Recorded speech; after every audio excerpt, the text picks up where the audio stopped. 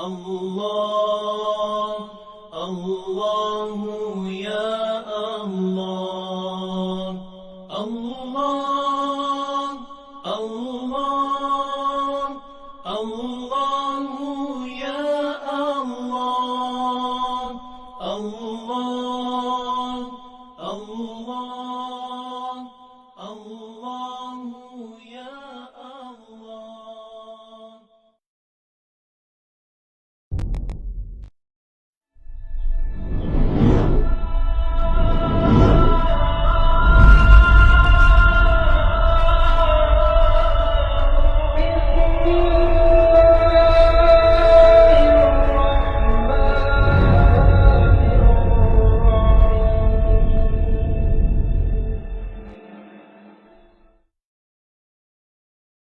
Aku ni sebagai hamba yang mengharapkan bantuan kau, tolongan kau, rahmat kau, kasih sayang kau, keampunan kau, melahirkan rasa syukur. Jadi nak praktis benda tu perlu diperingatkan diri kita lah. Saya ingatkan diri saya, akak sini ingatkan diri akak, abang-abang sini ingatkan diri abang-abang sini, kawan sini, anak-anak sini ingatkan diri masing-masing. Sebab tak ada orang yang akan ingatkan. Kecuali kalau kita duduk dalam majlis sini, ada orang cakap lah.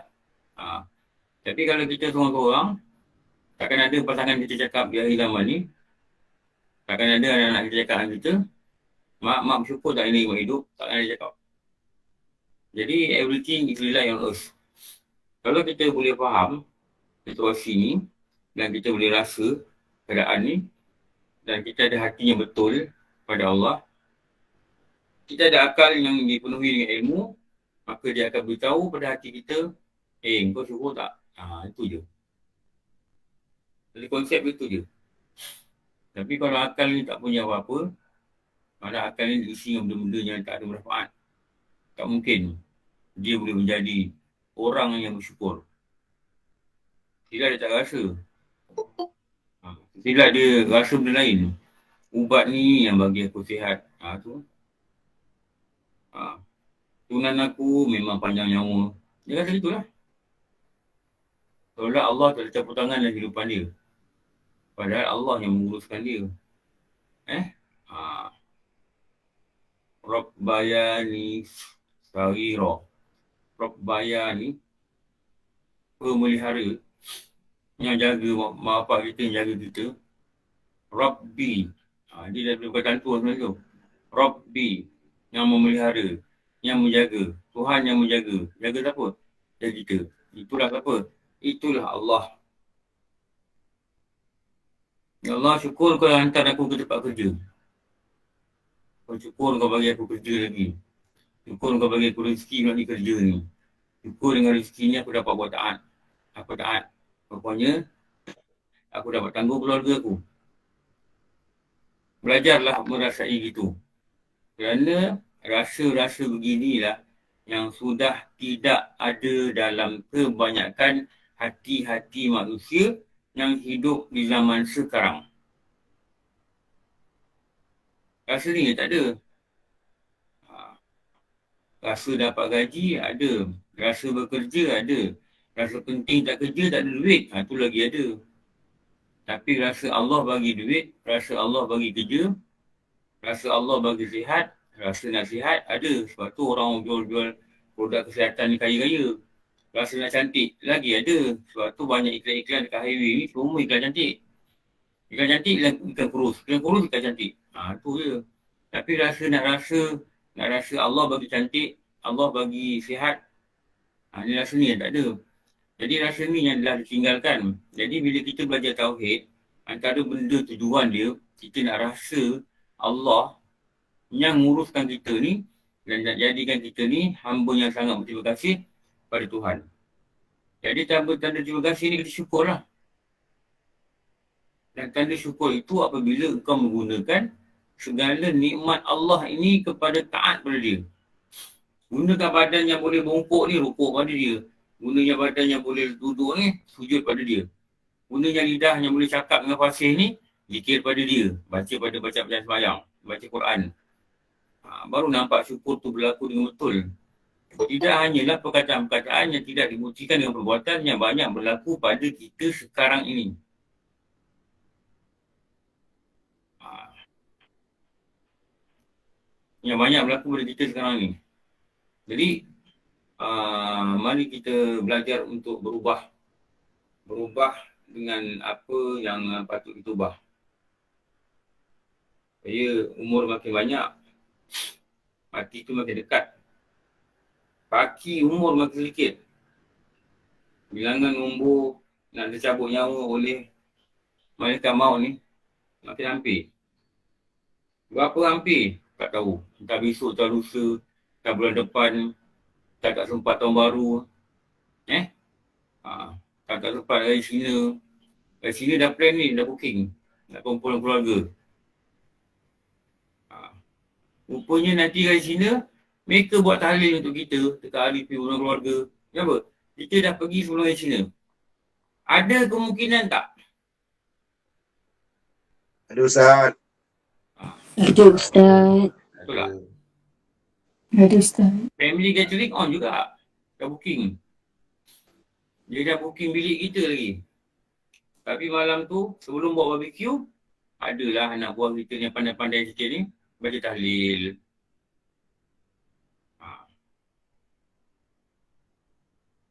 Ni nak kena ingat ni.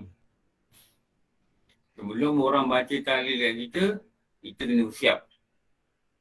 Orang baca tahlil satu hal lah. Tak ada mana kita pun. Dia yang buat. Semoga doa-doa mereka tu sampai kat kita. Tapi, yang penting, kita kena prepare. Kita yang kena prepare. Jaga-jaga. Okey, Wah. Muka 63 tu. Bang, Usul 63, balik perenggan ketiga Ustaz dari atas dan telah berkata Imam Al-Ghazali. Dan telah berkata Imam Al-Ghazali rahimahullah ta'ala. Bermula jalan yang mengilakan. Yakni, melepaskan daripada cemburuan. Untuk elak rasa cemburu, dah cemburu kan bergaduh. Jangan diberi masuk atas perempuan itu seorang lelaki. Rumah dia ni jangan bagi masuk lelaki. Sekali adik-beradik dia, tak apa yang masuk.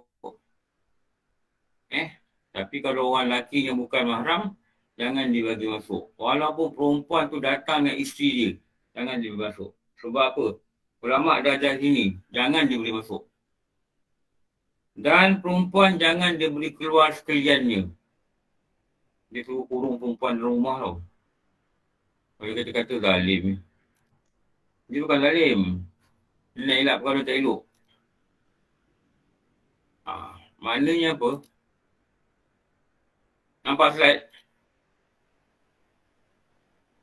Nampak Ustaz? Okay. Nampak Ustaz, nampak. Okey, salin satu. Hendaklah lelaki itu memiliki sifat cemburu kepada isterinya dalam cemburuan yang pertengahan.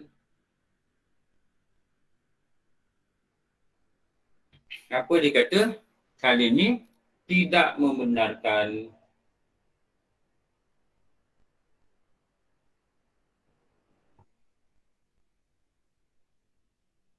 lelaki memasuki rumah tanpa. Itu bukan tanda tu.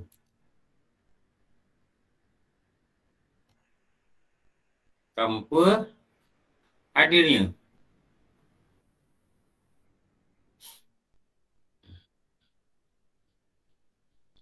Bini pun jangan bagi masuk. Cakap suami saya tak ada. Jangan bagi masuk. Nak hantar barang, letaklah kat pintu rumah tu. Jangan masuk. Walaupun dia datang dengan perempuan, walaupun dia datang dengan anak dia, lelaki tu, anak dia perempuan, walaupun anak lelaki, lagi dah boleh masuk. Jangan boleh masuk. Lepas tu kalau ada keluarga, perempuan ni, rumah dia ditumpangi oleh adik ipar dia lelaki. Ni susah sikit lah. Bila suami dia keluar pergi kerja, bila anak dia tak ada, dia ada rumah, adik ipar dia ada rumah, Maknanya dia tengah duduk dengan seorang lelaki yang bukan mahram. Faham tak? Dosa. Dosa lah. Ustaz, kalau maid pun sama juga kan Ustaz? Maid pun sama juga. Orang ngaji. Isteri tak ada. Pak, mau minum apa, Pak? Pak, hari ni nampak ganteng. Pak, bang, Pak, bang, abang, Pak, bang, bang. Lama-lama. Nama apa?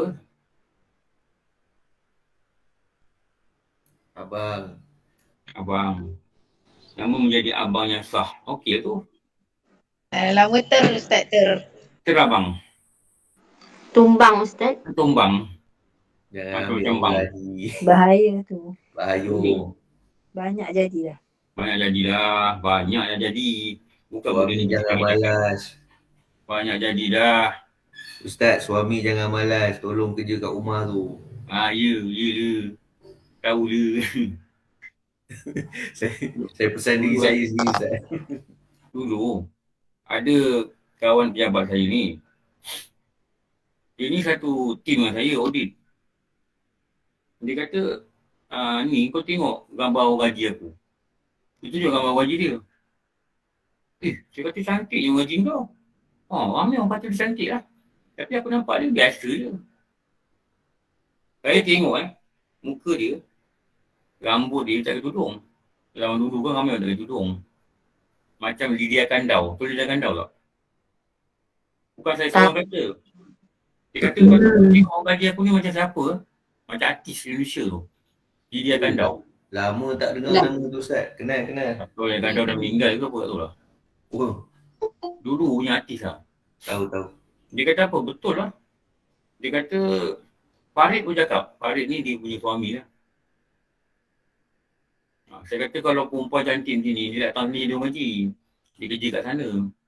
Itulah. Lepas tu, tahun depan tu dia kata orang gaji dia tak ada dah. Orang gaji dia tak lulus apa. Nak renew permit ni dia ada peksa apa? Perubatan. Orang gaji dia tak lulus. Jadi orang gaji dia tak boleh kerja dia dah. Saya tak tahulah orang gaji tak lulus ke, yang gaji nak balik ke, tak tahulah. Tapi dia gaji kata macam tu. Dia kata dia buat open house. Dia kata kalau orang lelaki datang, orang lelaki akan tanya, siapa ni? Tanya belakang dia lah. Tanya dengan budak perempuan pejabat saya ni, siapa ni? Budak perempuan saja cakap, kenapa? Cantik dia ni. Ambu dia.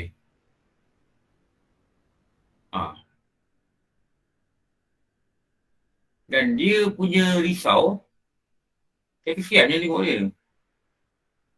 Bila obsession ni kadang-kadang dia call anak dia, Baba buat apa?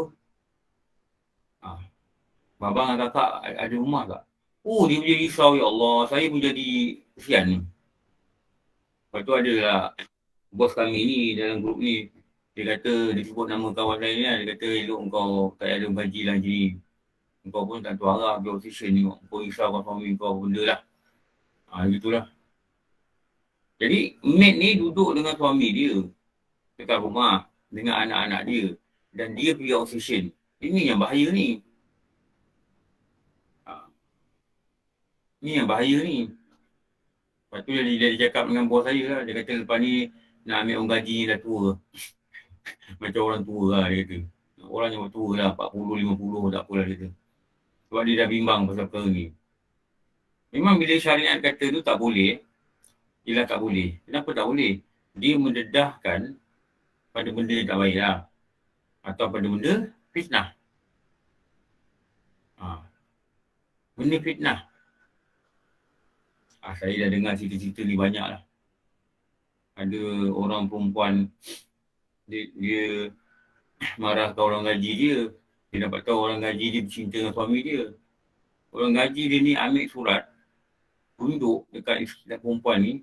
Dia kata apa? Dia kata bapak yang suka sama saya, bukan saya suka sama dia. Dia tunjuk. Dia tunjuk lah. Dia tunjuk surat. Masa tu kawan ni balik kampung sekejap. Itu sebab kampung. Tu datang balik. Dia janji akan kahwin dengan perempuan ni lah, dia janji akan inilah, akan itulah, akan gini, akan bela lah, apa benda lah. Ini yang masalah ni bila ada orang gaji. Bukan kata tak boleh ada gaji. Ustaz. Dia ganggu pada kerukunan rumah tangga lah kalau benda ni tidak diperhatikan dengan betul. Terutama bila dia tinggalkan suami ni, takut bukan kata mesti jadi, tak. Tapi bila tinggal dengan menggaji dalam rumah ni, dia dah jadi macam bersekedudukan tau. Tu nak kena jaga perkara ni lah. Okey, nak tanya apa tadi? Apa tadi? Cik Airudin tu tanya tu. Oh, Ustaz.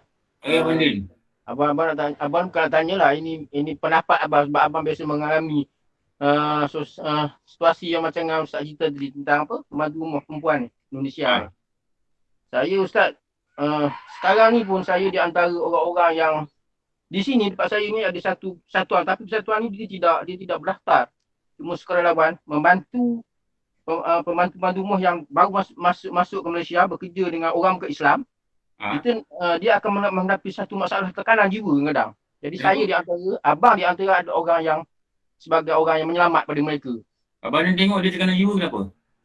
Dia pertamanya Ustaz, dia bila dah masuk kali pertama tu dia tak tahu apa-apa. Dia masuk lain musim. Dia tak tahu apa-apa pun tentang Malaysia. Malaysia. Ada surat ke tak surat? Dia itulah masalah pertamanya. Yang pertamanya perempuan ni muslimah, dia masuk majikan dia masuk melalui surat. Tapi majikan tu tidak membenarkan dia buat amal soleh. Pakaian kita tengok pakai bukan aurat, dia tidak beri hubungan dengan orang luar, dengan ibu bapa sendiri pun tak beri hubungan beberapa bulan, sampai setahun. Jadi orang ni cuba selamatkan dia orang. Tapi yang bahayanya Ustaz, kita yang menyelamatkan dia ni perlu apa? Perlukan iman yang kuat sebab dia orang ni jangan begitu. Suara dia orang pun boleh menarik perhatian orang lelaki. Saya terlibat dengan ni. Abang terlibat, jadi kalau boleh janganlah ambil pembantu rumah yang muda-muda janganlah. Ini yang ada je pengalaman lah. Ini memang saya, sekarang ni pun saya mengalami masalah itu. Sehingga kan disebut pada saya, dia sayang saya, dia cinta saya, dia suka saya. Tapi ya ni betul Ustaz. Tidak bisa. Ya, tapi sebenarnya saya dah banyak dah orang-orang macam ni. Tapi dalam masa 2 tahun saja. Memang mereka ni, kepayahan mereka ni dalam kehidupan mereka terpaksa datang ni. Kalau ikut, mereka tak datang, betul tak? Tapi kepayahan mereka dekat sana ni, sampai nak makan, tak ada duit, mereka mendengarkan kawan mereka datang bekerja kan. Akhirnya mereka bekerja sebagai bantu rumah. Akhirnya bantu rumah ni kalau yang baik, baiklah. Kalau yang tak baik ni, dia tekan-tekan lah. Dia orang ni seperti ni, orang lemah Ustaz. Bila dia sampai sini tak tahu apa. Bila kita bantu dia, orang lemah macam ni. Walaupun kita lempar satu pelampung pun, dia akan ambil, dia akan capai. Apa pun dia akan capai. Janji selamat. Jadi dia selamat. Cik Din, dia orang datang sini tu bukan kosong Cik Din. Dia orang tu ada memang ada. Dah baca ayat-ayat yang dia baca tu. Memang betul, memang ada lah. Tapi setakat mana tak boleh, kadang-kadang tak boleh nak mampu benda tu. Kadang-kadang mereka ni datang, ada orang jahat yang jaga dia. Pun ada juga, kesian pula kan tengok. Bila banding pelampung, dia capailah pelampung tu. Dia tengok banding baik. Pak, sekali urus Pak. Dia menangis jumpa saya lah. Saya sebagai kemanusiaan saya kata kesian dia orang ni. Kita tak alami kepayahan mereka tau. Tak alami kepayahan mereka tau. Mereka kalau tak payah. Tapi bila penindasan ni satu, syariat ni satu. Ya betul Ustaz. Jadi kita suami tinggal dengan dia 2 orang. Kena pula dia tengok suami baik. Lalu dia cakap, jadi dah kahwin pula. Kahwin tu tak adalah dosa saya kata. Tapi adalah huru-hara sikit yang akan berlaku. Kak Zul, mungkin ada pengalaman Kak Zul? Kak Zul menguruskan pekerja asing Ustaz. Kak Zul nak share sikit. Sebenarnya yang berlaku macam ni, kebanyakan yang masuk yang tak illegal, yang tak ada permit. Bukan yang masuk saya yang tak ada permit. Dia orang ni masuk je, dia orang nak jimat. Jadi dia tak melalui yang kita yang berdaftar. Kalau kita yang berdaftar ni nak ambil, kita dah bagi selection. siap dengan gambar yang training yang apa semua. Sebab kita pun ada setiap yang masuk memang mahal lah berbayar, tapi kita ada jaminan. Takkan ada benda-benda yang hanky-panky macam ni. Biasanya yang masuk ni yang masuk secara haram, tapi bayar mahal juga. Yang buat permit di sini. Kalau yang kita buat permit daripada luar sebelum masuk, tak akan berlaku. Maksud saya tak akan berlaku. Benda macam ni kalau dia boleh tukar lah. Kalau dia nampak je terus dia tukar. Lepas tu satu lagi majikan. Majikan ni kalau dah dapat maid, dia hempak semua kerja kepada maid. Maksud saya para isteri lah. Kebanyakan ni dia, sebab itulah pembantu rumah ni ambil kesempatan. Sebab isteri-isteri ni yang bersalah sebenarnya Ustaz. Selama lebih kurang 10 tahun lebih lah yang saya duk buat lah. Saya dah lama benda ni. Dari tahun 1997 lagi saya dah terlibat.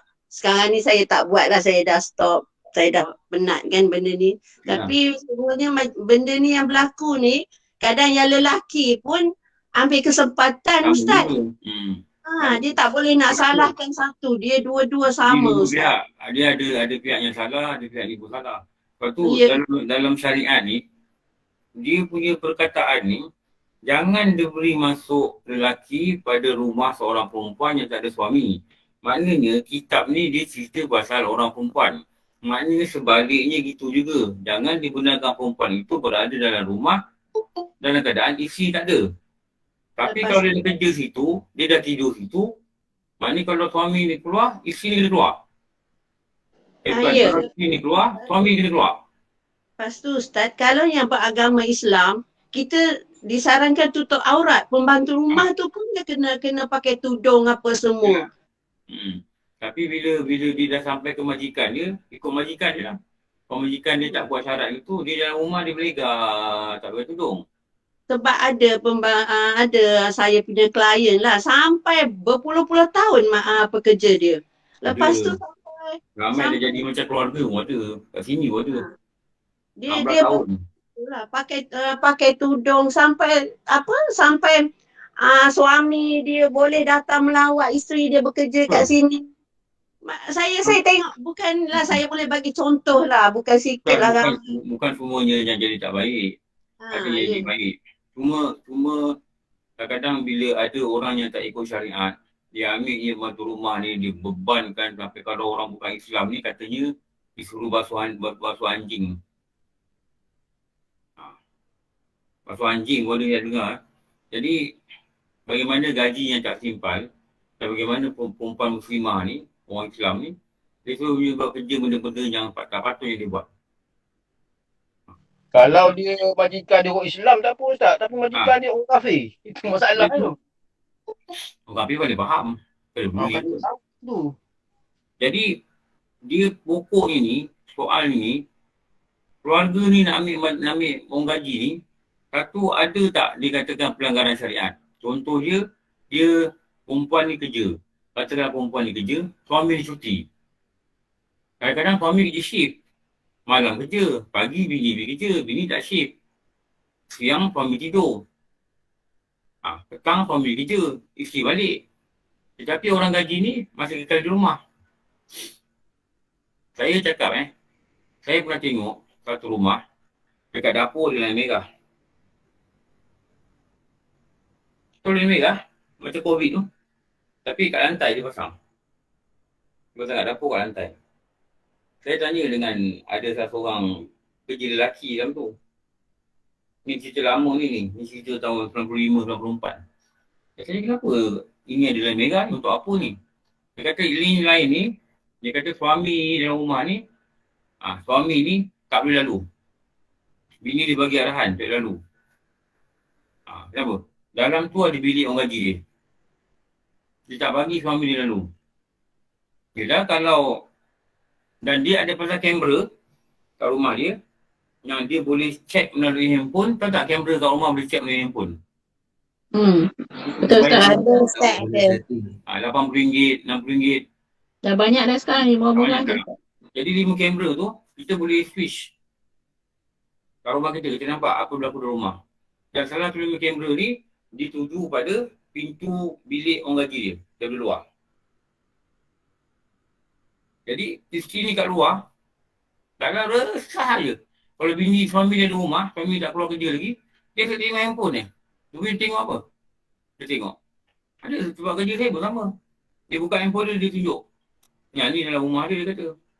Salah satu kamera dalam rumah tu menuju kepada pilih orang gaji dia. Dia gitu Dia tahulah kalau meeting dengan dia, kalau saya tengok dia resah, dia ada handphone dia pun, tu ada datuk suami dia dekat rumah, gaji dia dekat rumah. Walaupun tak nak berlaku apa-apa lah. Tapi, yelah perempuan ni kan, dia bimbang. Ustaz, lelaki dia ada something ni. Kau tak macam mana dia beresah. Tak. Kalau lelaki dia percaya lelaki dia, saya rasa dia tak akan buat macam tu. Kalau dia percaya lelaki dia sekalipun, kalau dia dah banyak baca kisah-kisah ni dalam internet, sikit sebanyak, dia akan risau juga. Betul tak? Betul Ustaz. Banyak dia akan risau. Betul Ustaz. Walaupun dia percaya, memang banyak orang percaya suami dia. Ustaz, saya tak boleh buat Ustaz, confirm. Kat sini pun tak boleh buka kamera. Bahaya tu. Kakak berkilau, Bah. Oh, bab kamera buat. Kalau bab dalam kamera, rumah kena pakai spek hitam. Nampak bawah cermin berjalan. Mana bawah cermin dalam rumah? Bawah cermin mahal. Dia ada 5 kamera dalam rumah. Asyik tengok handphone, tengok kamera. Nampak dia risau, suami dia dekat rumah. Dan orang gaji tu memang ada kat rumah. Ni yang bila dalam agama ni dia bagi panduan jangan begitu. Bila kita against, kita berlawanan dengan begitu, menyebabkan naluri kita sebagai manusia ni resah. Naluri sebagai manusia dia resah. Kenapa? Kita dah lawan apa benda yang Allah Ta'ala sediakan dan ini menenangkan engkau dalam hidup, menenangkan kau dalam ibadah, tapi dia lawan. Ni yang agak bahaya. Kak Siti? Ya Ustaz, Kak Siti kalau di sini, Kak Siti punya housekeeper datang bila suami tak ada rumah. Kalau ada, normally dia tak datang. Housekeeper ni datang kemas-kemas rumah? Kemas-kemas rumah lah. Hari-hari datang? Ikut Kak Siti lah. Oh, tapi bila kalau Kak Siti, kalau Abang Farid ada rumah, normally Kak Siti tak benar akan datang lah. Orang apa Kak Siti? Orang Russian. Orang Rusia. Rusia. Diorang ni kerja satu company lah, kita ambil company tu lah. Kita ambil, dia ada company dia sendiri, lepas tu dia bawa pekerja dia lah. So Kak Siti pun dah ada lama dengan dia. Dia pun okey, Alhamdulillah. Dia pun trustworthy. Kadang Kak Siti tinggal tu rumah tu kat dia je. Tu tak ada orang di rumah, dia datang lah. Kemas semua. Dia kemas-kemas dia balik lah. Dah kemas nanti dia balik lah. Basuh kain dia pun tak ada kan? Tak ada. Kemas-kemas ni je. sapu-sapu lah gitu lah. Bilik mandi semua tu, basuh semua tu. Tapi make sure, normally Bang Farid tak ada rumah. So that's the good thing about it lah kan. So berapa lama dia ambil masa nak kemas rumah? Kalau dia masuk dalam pukul 8 tu, pukul 9, dia balik dalam pukul 2 ke 3 macam tu. Pukul 4 tu. Depends lah. Besar je rumah Kak Siti. Tak, bukan. Dia kena buat teliti lah kiranya. Buat teliti lah. Okay lah tu. Tapi Kak Siti make sure Kak Siti ada rumah atau Abang Farid tak ada rumah. Kadang-kadang Kak Siti pun tak ada rumah. Tinggal buka pintu dia masuk sendiri je. Oh tak Because kunci? dah lama dengan dia kan. So dia trustworthy juga lah. Kalau Kak Siti tak ada di rumah, keluar outstate pun dia datang rumah lah, tengok ke rumah. Orang Rusia kan dia? Orang Rusia. Dia ada permit kerja tu dekat Amerika. Ada company dia semua. Ada company bagus lah. Okay tu. Okay. Tadi balik ni.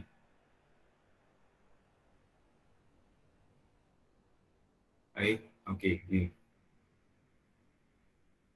Tidak dibenar isterinya keluar rumah sesuka hati. Okey.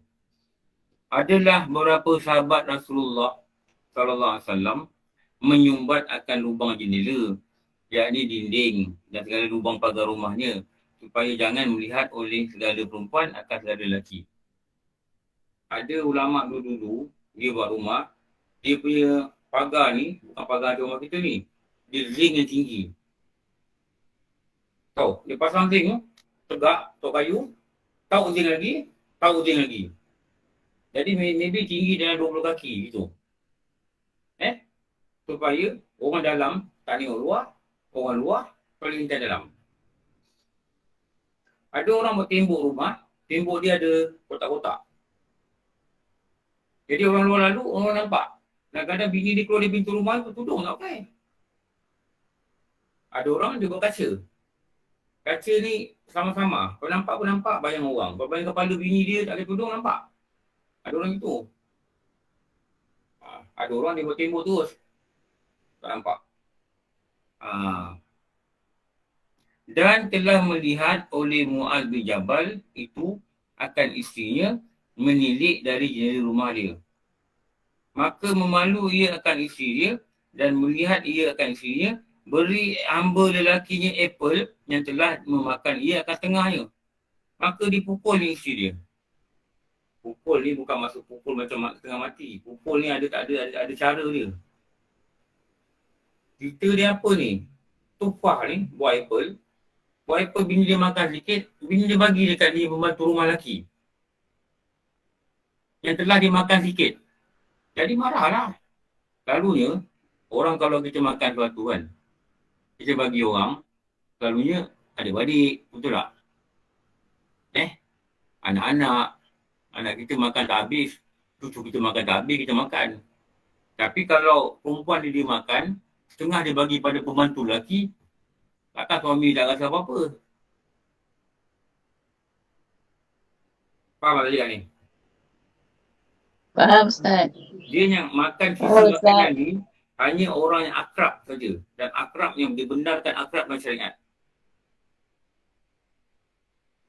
Kita makan sikit. Isteri kita makan dengan kita tengah drive. Isteri kita gigit benda roti tu. Kita ambil kita gigit tempat dia gigit. Itu sama isteri tak apa. Betul. Kalau isteri kita gigit makanan, belakangnya ada kawan kita lelaki, dia gigit makanan, dia bagi kawan dia gigit bukan makanan dia, kita sebagai suami tak rasa apa-apa. Kekasih dia tu Ustaz. Kekasih hati dia. Kekasih hati lelaki. Allahu Akbar. Jangan. Oh, jangan Pak. Itu bisa jadi ribut-ributan nanti. Bahaya Ustaz. Oi, kalau kekasih hati lelaki bisa jadi ribut. Perempuan kadang terlalu tempat Ustaz.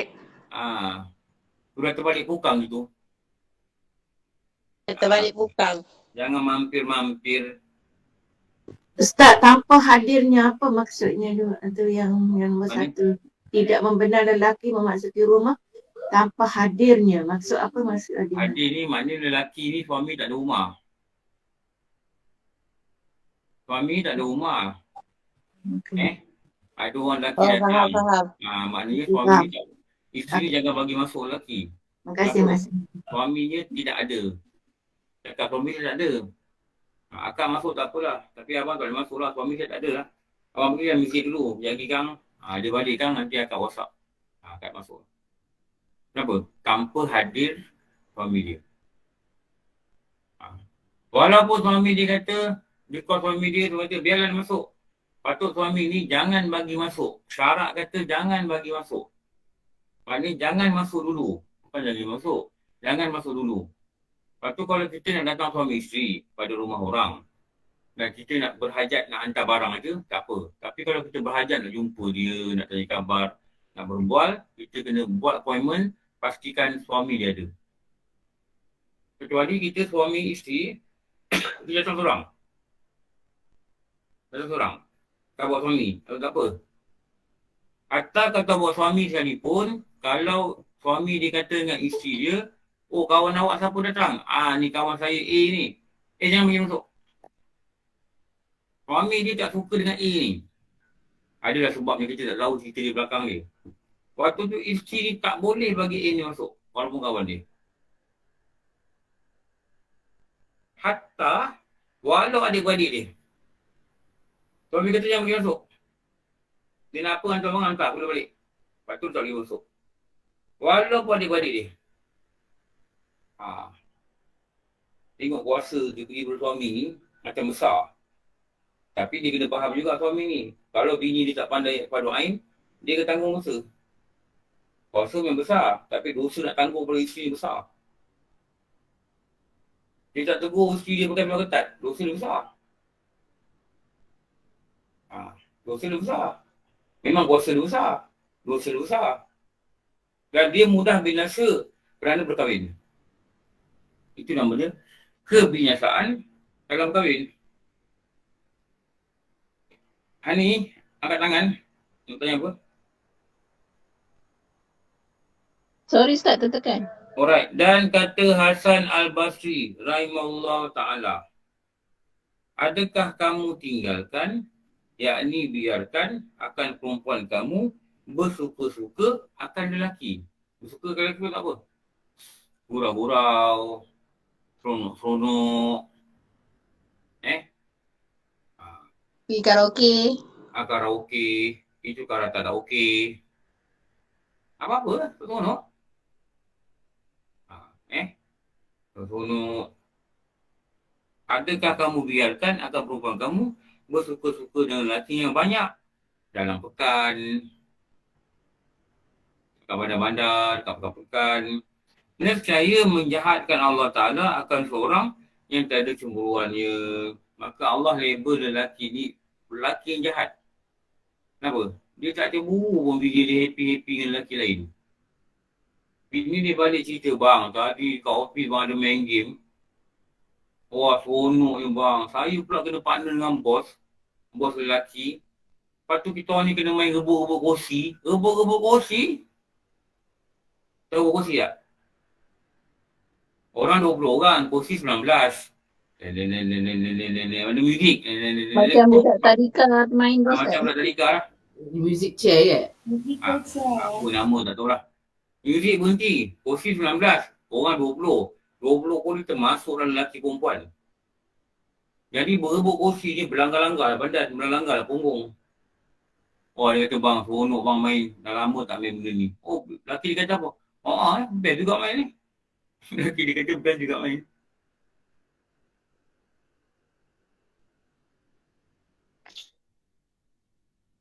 Kata Hasan Basri, Allah akan label lelaki jahat.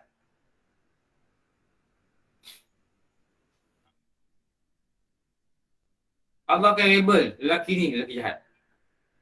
Itu contoh-contoh permainan lah.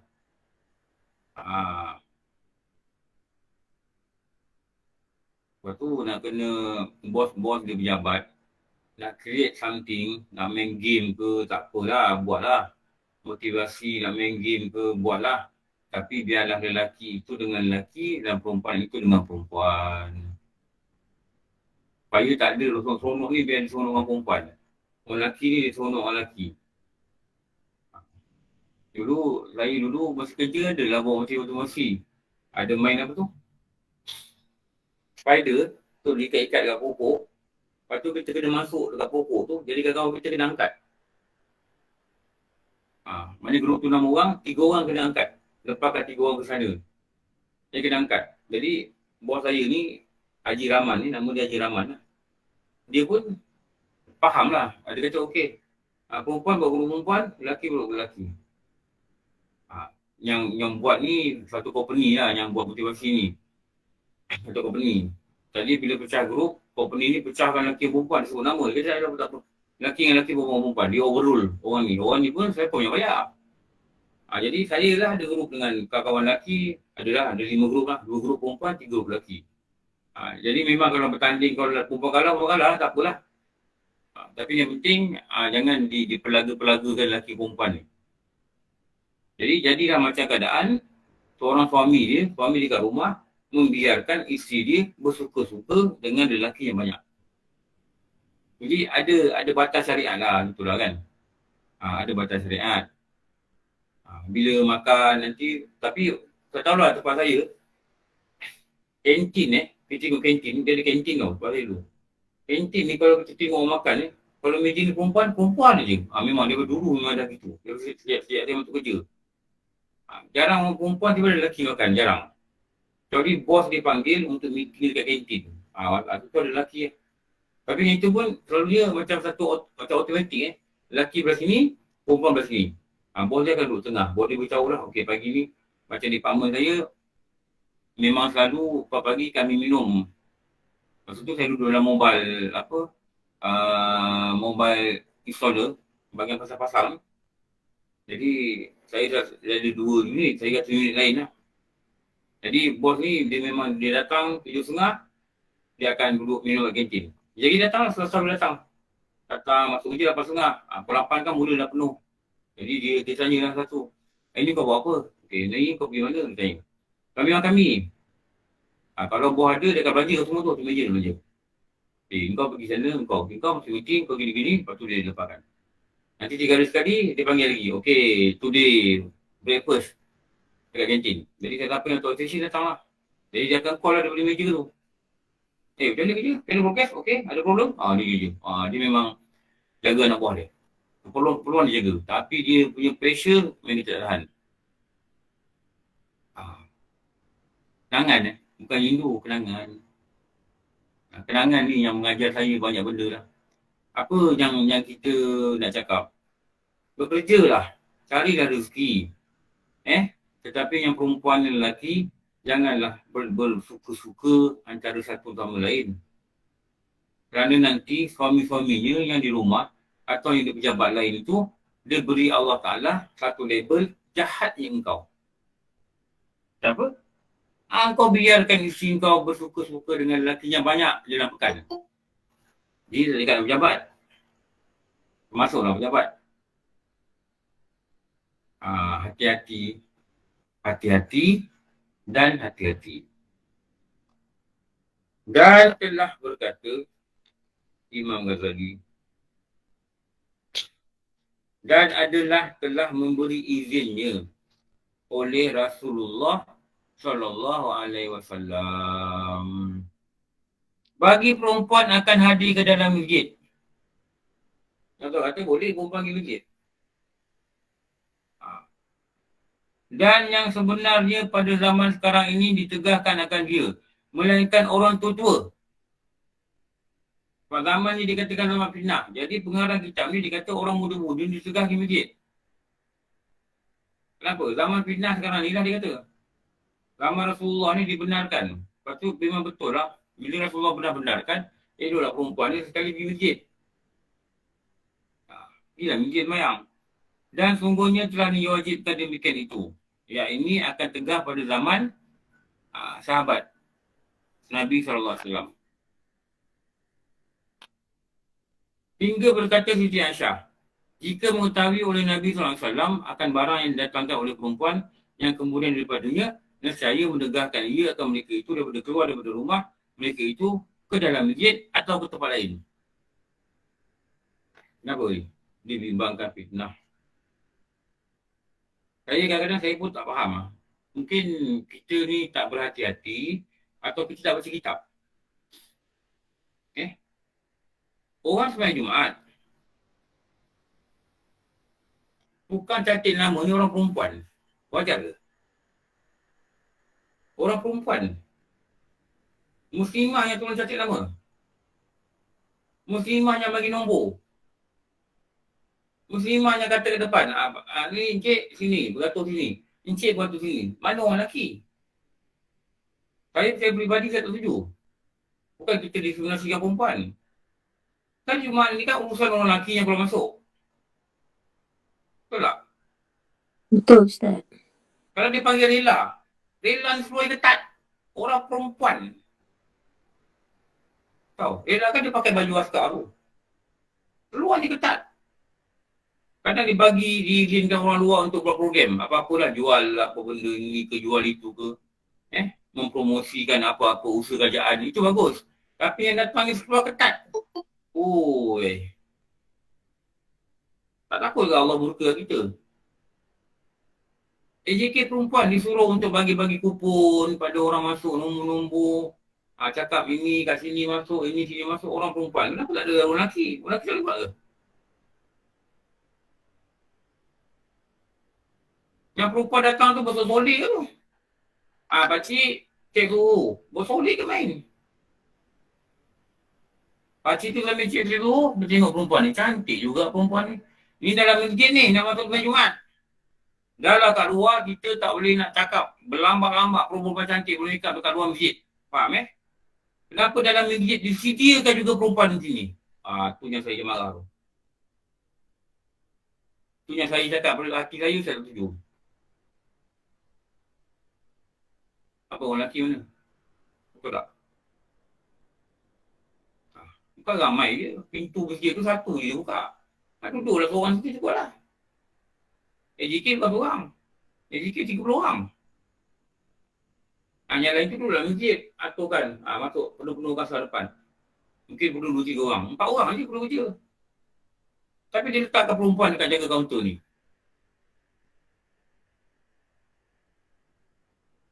Nampak tak benda yang kalau kita baca Muhimmah kita rasa macam tak berkena lah.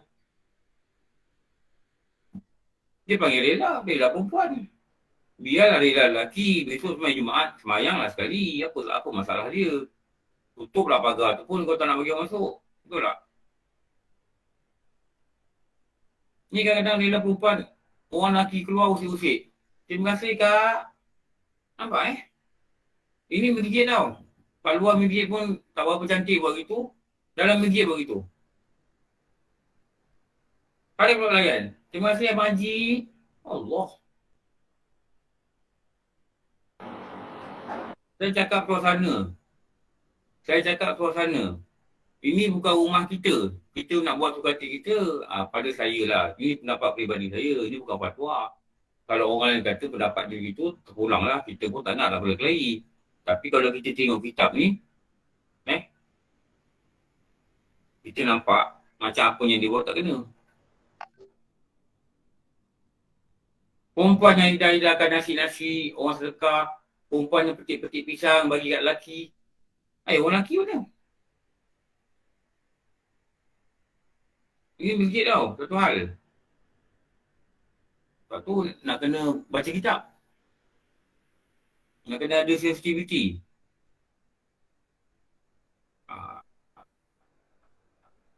Saya tak tahulah orang lain pendapat apa tu saya tak tahu. Pulang. Tapi pada saya bukan itu cara dia. Ustaz tak boleh komplain pada pihak masjid ke Ustaz? Alah, dah WhatsApp lah. Dia ada, diorang ada pandangan lain. Saya dah cakap lah juga dengan AJK. Diorang je lah. Tapi minggu depan berlaku juga. Mereka ada pandangan mereka sendiri lah. Yang kita pun tak tahulah kan apa mereka pandang. Kadang-kadang bukan pandangan. Kadang mereka rasa benda ni bukan penting. Bukan benda yang perlu diperhalusi. Tahu? Tak alert. Orang tak belajar kitab Ustaz. Itulah masalah dia. Ambil mudah Ustaz. Kadang-kadang masjid-masjid ni dijadikan tempat berlakon tau. Orang berlakon dalam drama ni. Dijadikan masjid tempat berlakon.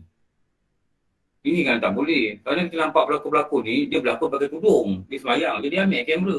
Lepas tu dia buka tudung dalam masjid.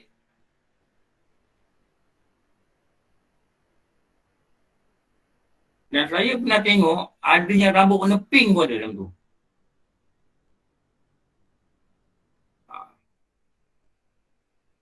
Jadi, mereka memegang apa? Konsep apa? Mesra masyarakat. Konsep masjid ni, saya tahu cakap masjid mana mesra masyarakat. Maksudnya dia terima apa saja masyarakat datang, apa saja nak jual venture, apa saja nak buat, boleh buat. Tapi bukankah masjid ni ada rules? Betul tak? Mesra juga. Tapi orang dalam masjid ni dia nak buat joint venture ke, dia nak pinjam ke, nak sewa ke, nak bayar ke, untuk buat apa-apa ke, dia mesti ada rules. Betul. Kadang-kadang yang kru-kru tu isap rokok, bertabur-tabur dia betul rokok di masjid. Mana rules dia? Betul Yang perempuan tu masa tu semayang dia pakai telekong. Lepas tu dia lipat, tahu dalam beg. Dia berlegar dalam masjid tu turun, tak pakai apa, tak pakai seluar ketat dia. Mana rules dia? Boleh ke macam ni? Boleh ke? Tak boleh, betul tak? Jadi yang jaga masjid apa? Kita patutnya ada hak kata awak tak boleh guna ni, awak boleh guna masjid lain. Kami tak benarkan sebab awak ikut ni, awak pergi staff ni tak ikut rules. Rules apa? Rules Allah. Kalau saya lah, saya tak tahu lah orang lain kan tu saya kata benda ni orang lain ada pandangan lain. Benda ni ada pandangan sendiri. Tapi kita ni bimbang bukan apa. Kita ni bimbang rumah ni rumah Allah. Kita bimbang Allah turun bala. Tahu? Bila Allah turun bala, bukan masjid je kena. Kawasan keliling masjid masyarakat ni yang tak menegur ni, masyarakat yang kena. Atau yang menengkur pun kena nanti. Dijadikan bala tak ada api 3 minggu. Itu pun dah cukup perit. Dijadikan bala air, pipe air rosak tak boleh repair pecah, cukup lah. Tak payah datang tsunami, tak datang ribut. Kenapa? Kita tak tahu rumah Allah ni dibuat sewenang-wenangnya. Ni dah kena faham. Okey. Dan demikian lagi. Adalah Rasulullah SAW telah memberi izin bagi perempuan keluar pada hari raya tertentu. Tetapi tiada harus keluar mereka melainkan dengan redha suami. Rasulullah ni dia pergi perempuan keluar pada raya tengok orang tak selawat ke boleh. Maknanya tak diharamkan. Tapi mesti minta permission suami. Redha suami. Dan keluar sekarang harus pula bagi perempuan yang terpelihara daripada kejahatan dengan redha suaminya. Dan terpelihara daripada kejahatan. Kalau rasa dia keluar ni, suami dia kata okey keluarlah, tapi agak berbahaya, betul dia keluar. Keluar malam-malam, balik seorang-seorang. Tak boleh gitu. Tetapi duduk di rumah itu lebih sejahtera. Lebih selamat. Selamat daripada apa? Daripada cemburuan suaminya dan daripada fitnah.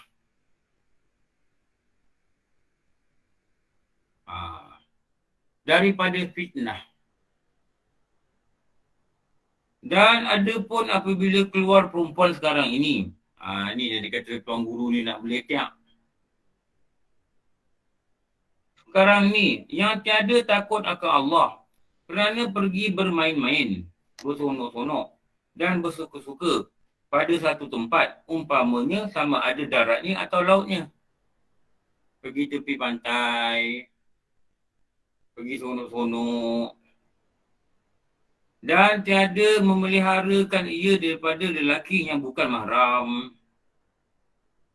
Dia tak jaga diri dia daripada lelaki.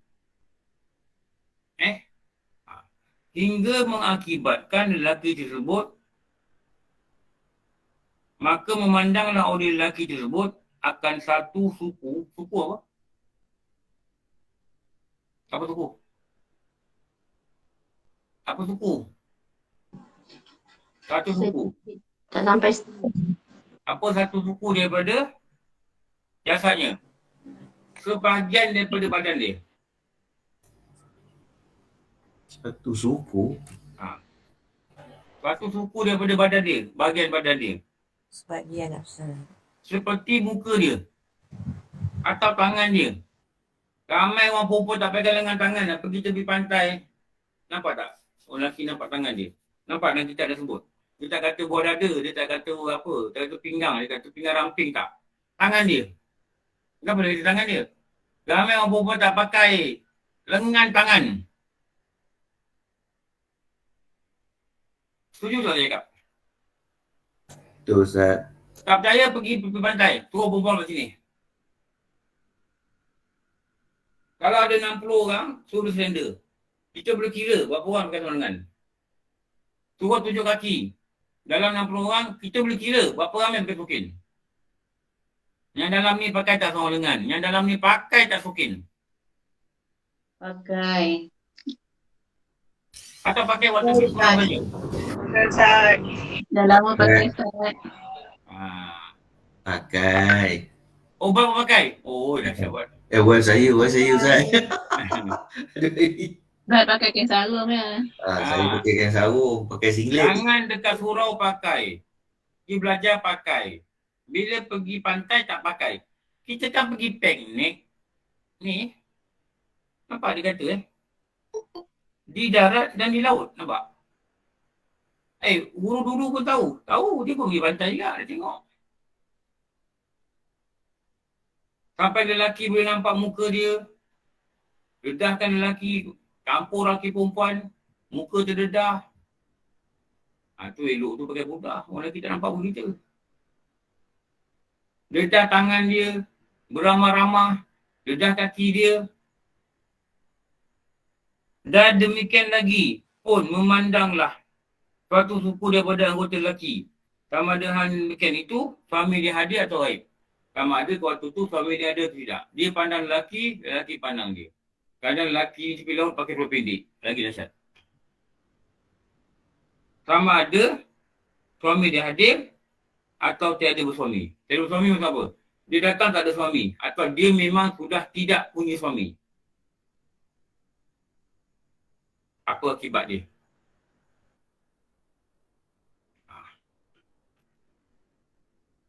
Boleh jatuh cinta, Ustaz. Boleh jatuh cinta.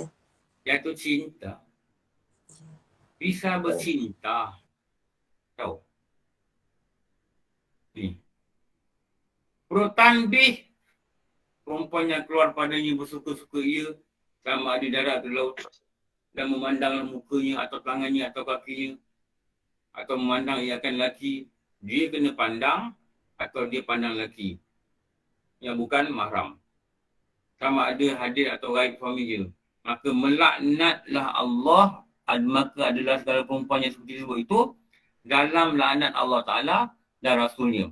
Dan melaknat pula oleh para malaikat. Hingga ia balik ke rumahnya.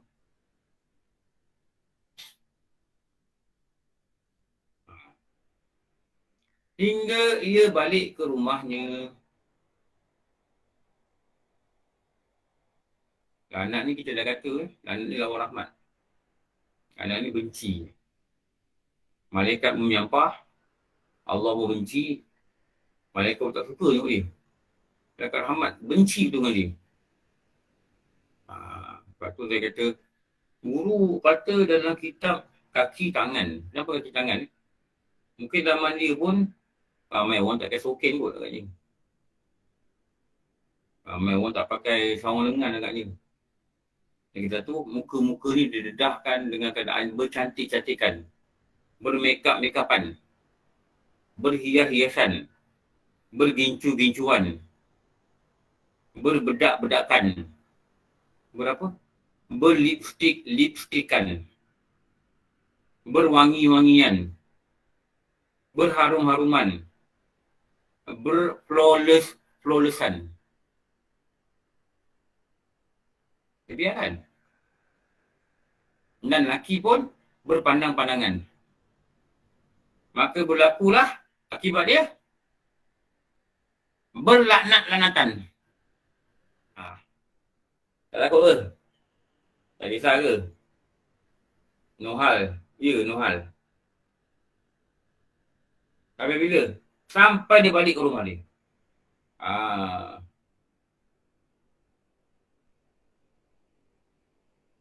Lepas ni kau nak pakai lipstick, pakai lah. Lepas ni kau nak pakai minyak wangi, pakai lah. Betul tak? Nak campur lagi perempuan, pergi lah. Tapi ingat, tanbih, peringatan. Allah Ta'ala mensediakan laknat. Dan disuruh para malaikat juga untuk melaknat orang ni.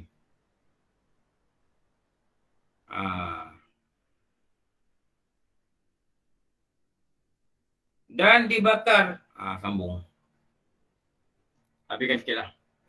Dan dibakar segala-gala mata lelaki dan mata perempuan yang memandangnya haram itu dengan bara api neraka Jahannam sepenuh-penuh matanya. Semua mata ni akan dibakar.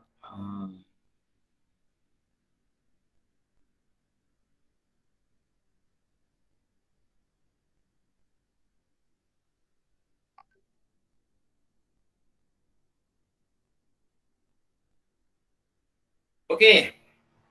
Cukup. Nak keluar lah. Tapi ni, nak uruskan mak punya. Arwah mak ni urusan dengan adik saya ni. Adik saya dekat Syalam, jumpa saya kat KL. Saya nak keluar sekarang. Okey, cukup lah. Banyak urusan ni. Lepas tu kan 2 orang kan jumpa lah. Kita baca kitab jarah tak lah bagak. Kita bawa kitab kami. Kita terus pergi mengajar. Okey. Cukup. Alhamdulillah Rabbil Alamin. Wassalamualaikum warahmatullahi wabarakatuh. Sayyidina wa lana Muhammad wa ala alihi wa sahbihi ajma'in. Rabbana atina fid dunya hasanah wa fil akhirati hasanah wa qina adzabannar. Sallallahu alaihi wasallam Muhammad wa ala alihi wa sahbihi wabarakatuh. Alhamdulillah. Cukup. Aku maaf. Rabbi Allah alam. Assalamualaikum. Waalaikumsalam Terima kasih Ustaz. Terima kasih Ustaz. Assalamualaikum. Terima kasih Ustaz. Terima kasih Ustaz. Terima kasih Ustaz. Assalamualaikum. Terima kasih Ustaz. Assalamualaikum. Alhamdulillah, alhamdulillah, alhamdulillah, alhamdulillah, alhamdulillah, alhamdulillah, alhamdulillah, alhamdulillah, alhamdulillah, alhamdulillah, alhamdulillah, alhamdulillah, alhamdulillah, alhamdulillah, alhamdulillah, alhamdulillah, alhamdulillah.